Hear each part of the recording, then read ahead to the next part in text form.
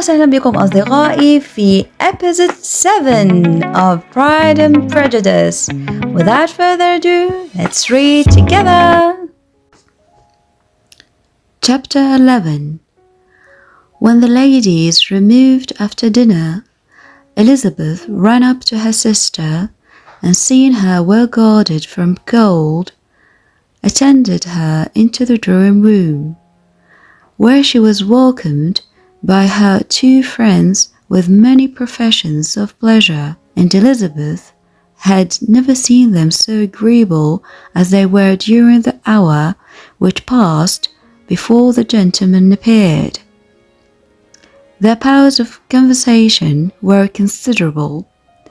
They could describe an entertainment with accuracy, related an anecdote with humour, and laughed at their acquaintance with spirit. But when the gentleman entered, Jane was no longer the first object.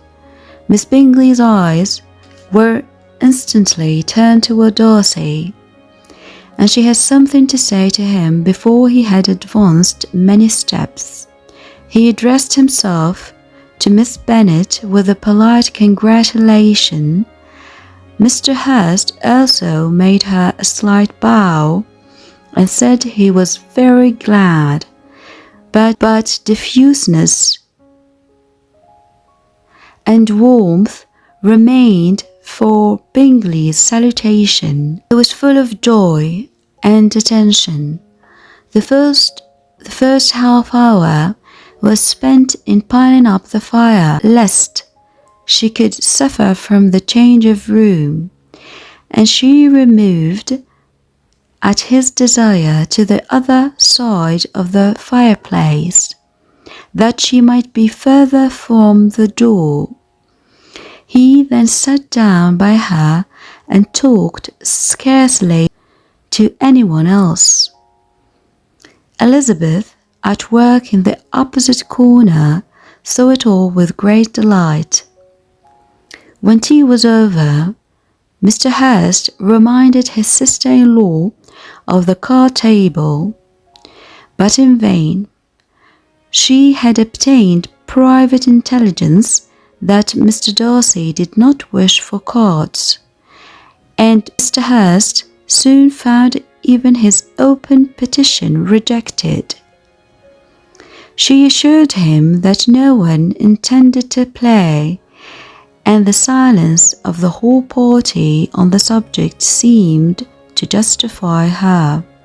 Mr. Hurst had therefore nothing to do but to stretch himself on one of the sofas and go to sleep. Darcy took up a book, Miss Bingley did the same, and Mrs. Hurst, principally occupied in playing with her bracelets and rings, joined now and then in her brother's conversation with Miss Bennet. Miss Bingley's attention was quite as much engaged in watching Mr. Darcy's progress through his book as in reading her own, and she was perpetually either making some inquiry or looking at his page. She could not win him, however, to any conversation. He merely answered her question and read on. At length, quite exhausted by the attempt to be amused with her own book, which she had only chosen because it was the second volume of his, she gave a great yawn and said, "How pleasant it is to spend an evening in this way. I declare, after all, there is no enjoyment like reading. How much sooner one tires of anything than of a book. When I have a house of my own, I shall be miserable if I have not an excellent library." No one made any reply. She then yawned again, threw aside her book, and cast her eyes round the room in quest for some amusement. When hearing her brother mentioning a ball to Miss Bennet, she turned suddenly towards him and said, "By the by, Charles, are you really serious in meditating a dance at Netherfield? I would advise you, before you determine on it, to consult the wishes of the present party. I am much mistaken if there are not some among us to whom a ball would be rather a punishment than a pleasure." "If you mean Darcy," cried her brother, "he may go to bed if he chooses before it begins. But as for the ball, it is quite a settled thing, and as soon as Nicholas has made white soup enough, I shall send round my cards." "I should like balls infinitely better," she replied, "if they were carried on in a different manner, but there is something insufferably tedious in the usual process of such a meeting. It would surely be much more rational if conversation instead of dancing were made the order of the day." "Much more rational, my dear Caroline, I dare say, but it would not be near so much like a ball."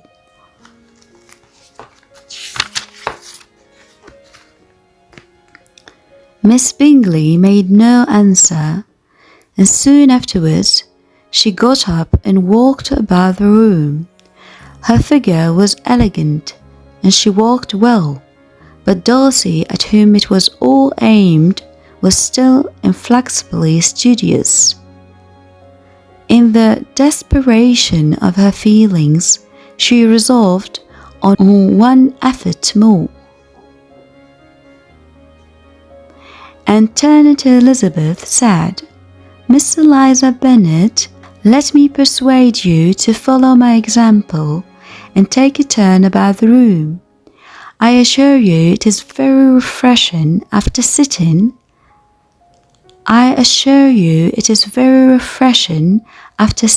too long in one attitude."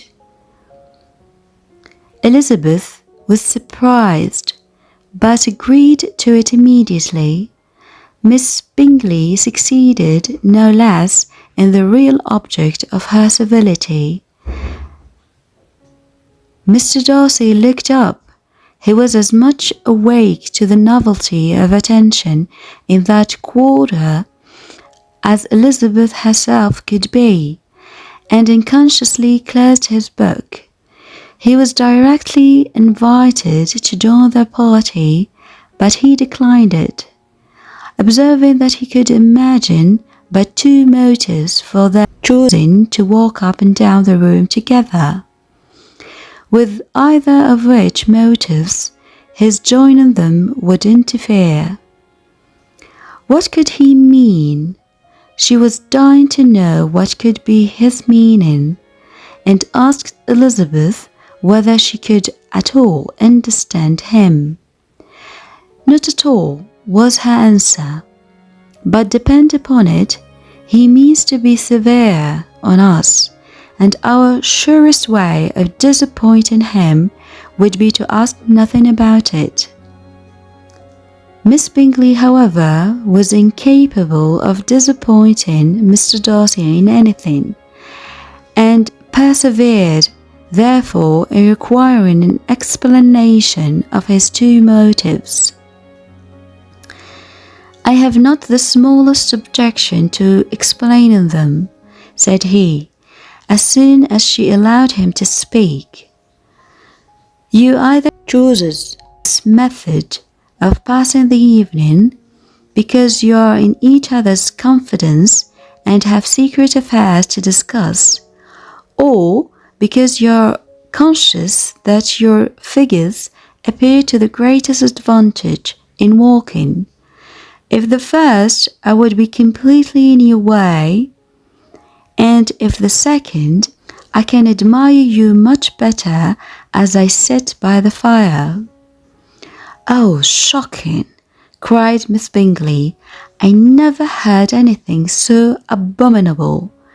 How shall we punish him for such a speech?" "Nothing so easy, if you have but the inclination," said Elizabeth. "We can all plague and punish one another. Tease him, laugh at him.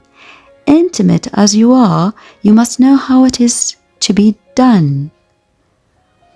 "But upon my honour, I do not.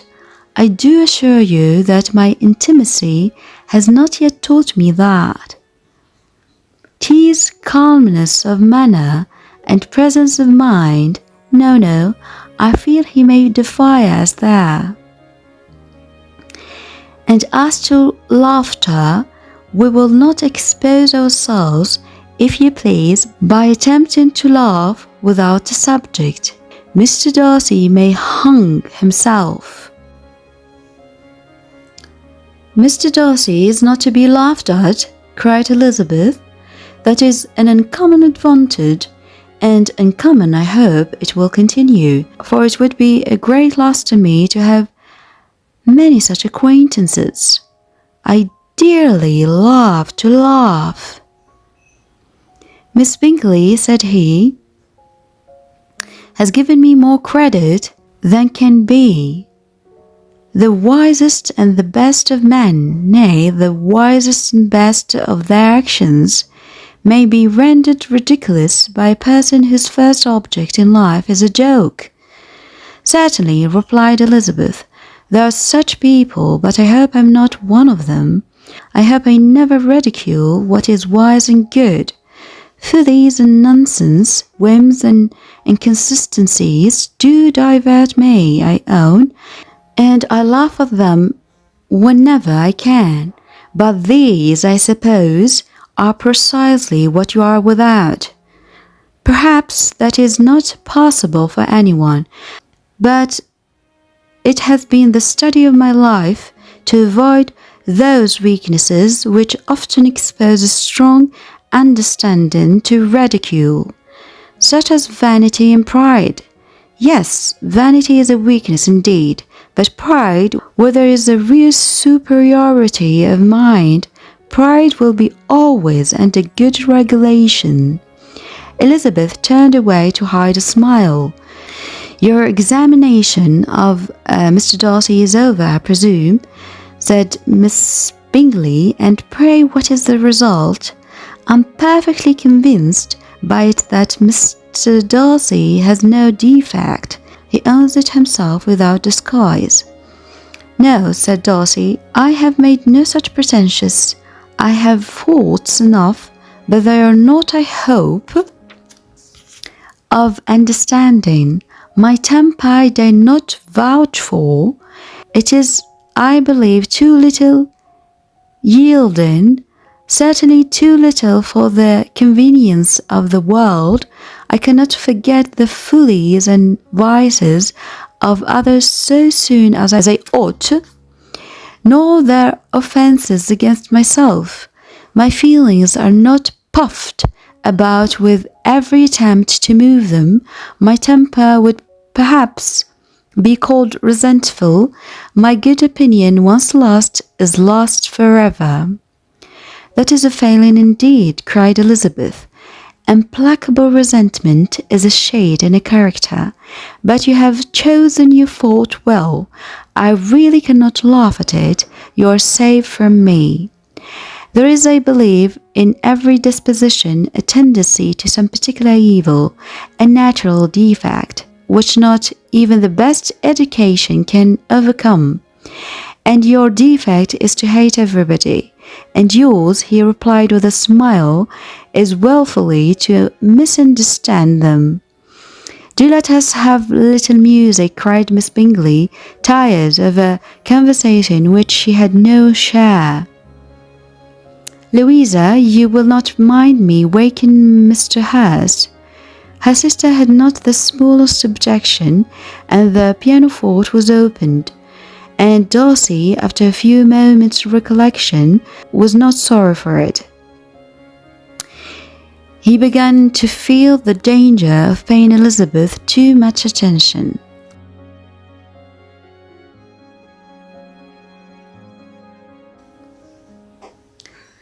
Chapter 12.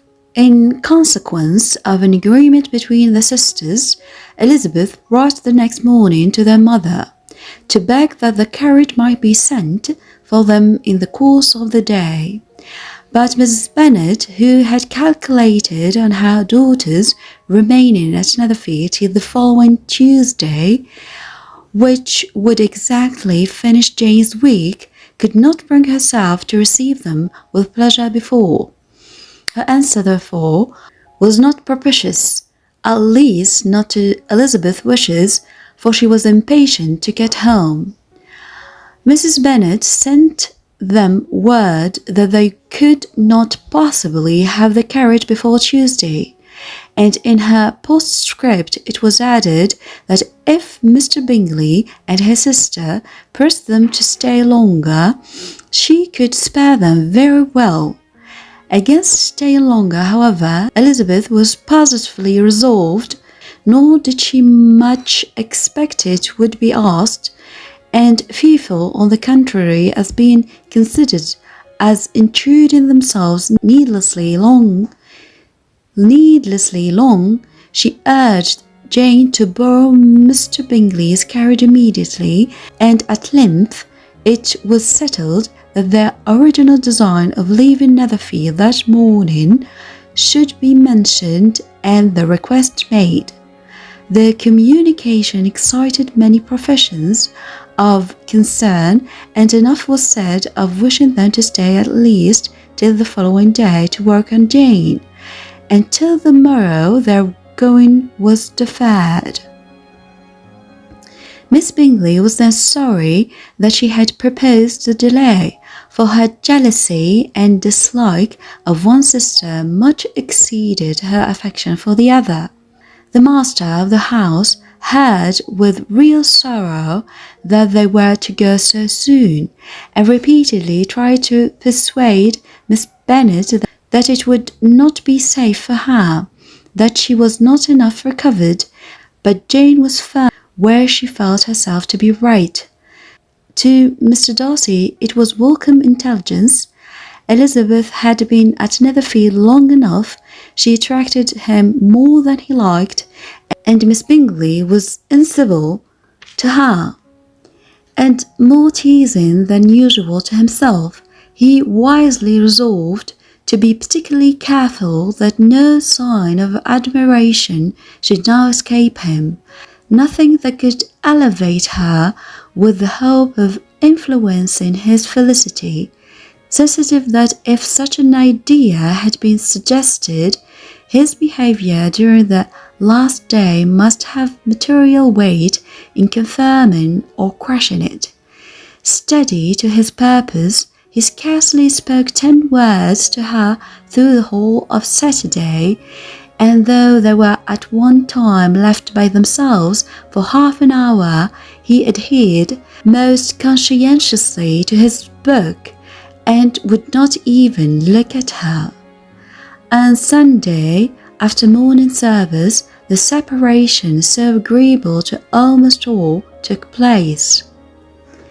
Miss Bingley's civility to Elizabeth increased at last very rapidly, as well as her affection for Jane, and when they parted, after assuring the latter of the pleasure it would always give her to see her either at Longbourn or Netherfield, and embracing her most tenderly, she even shook hands with the former. Elizabeth took leave of the whole party in the liveliest of spirits.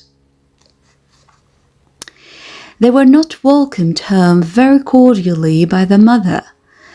Mrs. Bennet wondered at their coming, and thought them very wrong to give so much trouble, and was sure Jane would have caught cold again. But their father, though very laconic in his expressions of pleasure, was really glad to see them. He had felt their importance in the family cycle.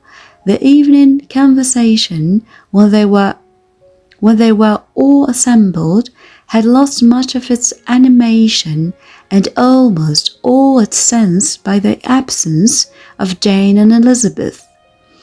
They found Mary as usual, deep in the study of thorough base and human nature, and had some extracts to admire and some new observations of threadbare morality to listen to. Catherine and Lydia had information for them of a different sort. Much had been done and much had been said in the regiment since the preceding Wednesday. Several of the officers had dined lately with their uncle. A private had been flogged, and it had actually been hinted that Colonel Foster was going to be married. والآن أصدقائي إلى الملخص. بينما كان السيد دارسي مستغرقا في القراءة وبجانبه الآنسة بينغلي متصنعة القراءة فهي قد تفعل أي شيء للفت انتباهه، كانت ليزي منتشية من السرور لما شاهدته من اهتمام بينغلي بأختها. بعد محاولات فاشلة من الآنسة بينغلي للظفر باهتمام السيد دارسي، قررت المشي في الغرفة ودعت ليزي لتنضم إليها قائلة أن الخطوة في الغرفة سينعشها. لم تتردد ليزي في الموافقة، فهما تجولان الغرفة. لم يشعر السيد دارسي إلا وهو يطوي كتابه وينظر إلى جمال هاتين السيدتين، فدعته الآنسة بينغلي للانضمام هو الآخر إليهما، فاعتذر عن ذلك وقال إنه لا يجد إلا سببين لما تقومان به، وهما انضمامه إليهما يحبط الغرض. فقالت الآنسة بينغلي: وما ذاك؟ ربما يكون أنه بينكما أسرار وخواطر توداني مناقشتها، ووجودي بينكما لن يسمح بذلك. والثاني أنكما توداني استعراض قوامكما، وفي هذه الحالة أستطيع تأملكما بشكل أحسن من مكان هذا. فكان رد الآنسة بينغلي أن قالت لليزي متهكمة: كيف يمكننا معاقبة السيد دارسي على ما قد أفصح عنه؟ فقالت ليزي: لابد أن يكون هذا سهلا بالنسبة إليك بحكم أنكما مقربان. فقالت الآنسة بينغلي أنها بالرغم من طول صداقتهما لا تعرف كيف تتهكم عليه وتضحك منه. فقالت ليزي: لابد أن تكون هذه ميزة عظيمة، أن يكون المرء محصنا ضد التهكم والازدراء. فكان رد دارسي أن قال أن الآنسة بينغلي تبالغ في وصفها، فحتى أحكم الناس وأحسن أعمالهم يمكن أن يكون عرضة للتهكم إن كان جل هدف المتهكم هو النكتة.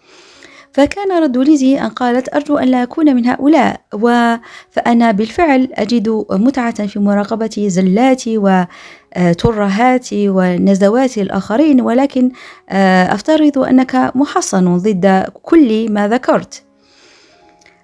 فقال دارسي أنه حقا استثمر الكثير لتفادي عيوب الشخصية.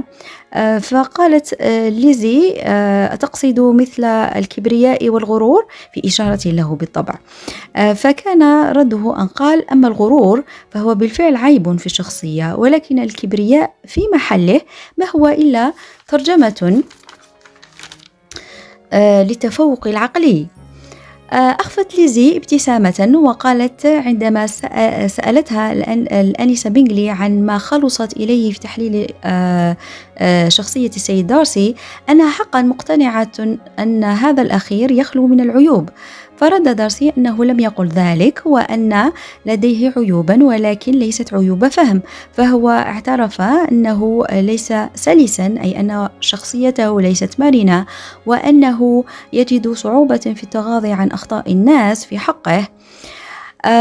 فقالت ليزي: إذن فإن عيبك أنك تكره الجميع.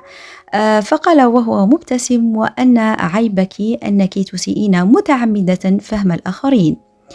هنا قطعت الآنسة بينغلي الحوار واقترحت أن تعزف على البيانو. في اليوم التالي راسلت ليزي أمها لتطلب منها أن ترسل العربة لتقلهما إلى لونغبورن، ولكن أمها لم تكن متحمسة للفكرة، فهي أرادت أن تمكث جين أطول مدة ممكنة في نيثرفيلد. أمام عزوف السيدة بنت لم تجد الأختان إلا أن تطلبا أن تستعيرا عربة بينغلي الذي وافق بعد عدة محاولات فاشلة لإقناعهما بالبقاء. دارسي شعر بالراحة عندما ودع الأختان، فهو بدأ يشعر بالتهديد من مشاعره اتجاه ليزي. كان هذا أصدقائي ملخص الحلقة 7. Until I see you next time, take care and bye bye.